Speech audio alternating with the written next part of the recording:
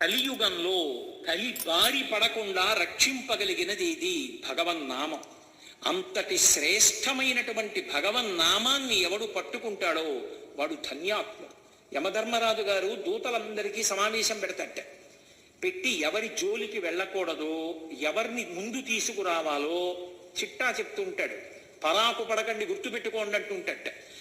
ఎవరిని ముందు తేవాలి అంటే, ఎకసక్కమునకైన ఇందిరారమణుని పేరు సలపంగలేది దుర్భాషితులను. ఎకసక్కమునకు అంటే ఎగతాళి చేయడానికి కూడా నారాయణుడి పేరు చెప్పని వాడు ఉంటాడే, వాణ్ణి ముందు తీసుకురండి. అలాగే కలలోనైన శ్రీకాంతుని పాద పద్మముల్ చూడని కర్మరతుల, కలలో కూడా వాడికి భగవంతుడి పాదాలు కనబడవు, అలాంటి వాణ్ణి ముందు తీసుకురండి. అలాగే